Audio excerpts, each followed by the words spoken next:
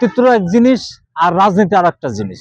BJP 300 আসন দিবে, 300 আসনের আমার মনে হয় 300 না, আমার মনে হচ্ছে যে 100 আসন দেওয়ার মতো তাদের লোক আছে, যোগ্যতা বা সম্বন্ধ লোক আছে কিনা এটা আমার কাছে কেমন জানি সন্দেহ মনে হয় আর কি। 300 আসন তো মানে পরের কথা আর কি, এটা হবে না, এটা জাস্ট একটা কথা আর কি।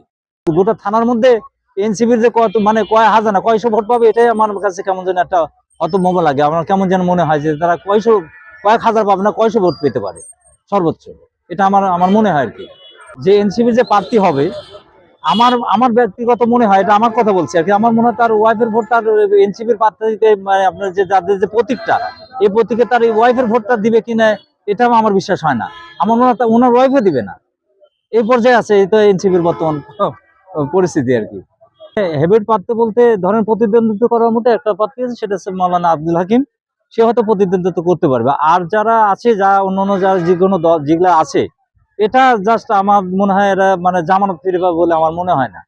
কারণ তাদের ফ্যামিলির মধ্যে তো বিএনপি আওয়ামী লীগ দিয়ে ভর্তি, তো সেখানে সে যে মানে জামানত পাবে বলে আমার এটা বিশ্বাস হয় না। ব্যক্তিত্ব এক জিনিস আর রাজনীতি আর একটা জিনিস।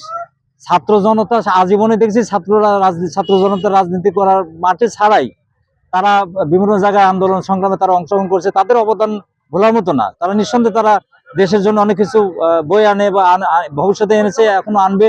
তো সেই দিক দিয়ে আপনি যদি ভোটের কথা বলেন, ভোটের চিত্রটা পুরোটাই আলাদা। এখানে এনসিপি 300 আসন দিবে, 300 আসনের আমার মনে হয় 300 না, আমার মনে হচ্ছে যে 100 আসন দেওয়ার মতো তাদের লোক আছে, যোগ্যতা বা সম্বন্ধ লোক আছে কিনা এটা আমার কাছে কেমন জানি সন্দেহ মনে হয় আর কি। 300 আসন তো মানে পরের কথা আর কি, এটা হবে না, এটা জাস্ট একটা কথা আর কি। বিজেপির প্রার্থীও তো তারাও প্রত্যাশী যে এই আসনে তারা ব্যাপক ভোটের ব্যবধানে তারা জয়যুক্ত হবে।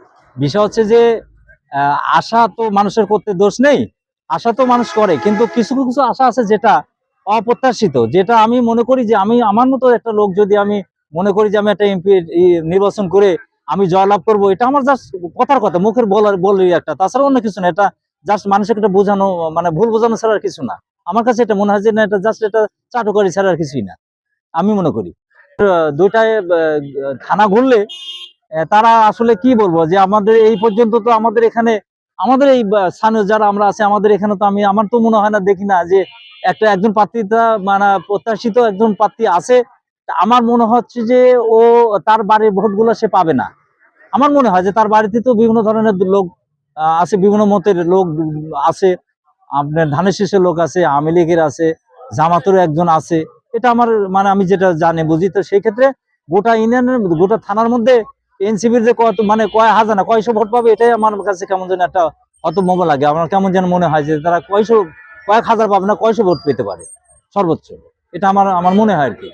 যে এনসিপির যে প্রার্থী হবে, আমার আমার ব্যক্তিগত মনে হয়, এটা আমার কথা বলছি আর কি, আমার মনে হয় তার ওয়াইফের ভোট তার এনসিপির প্রার্থীকে মানে আপনার যে যাদের যে প্রতীকটা, এই প্রতীকে তার এই ওয়াইফের ভোটটা দিবে কিনা এটাও আমার বিশ্বাস হয় না।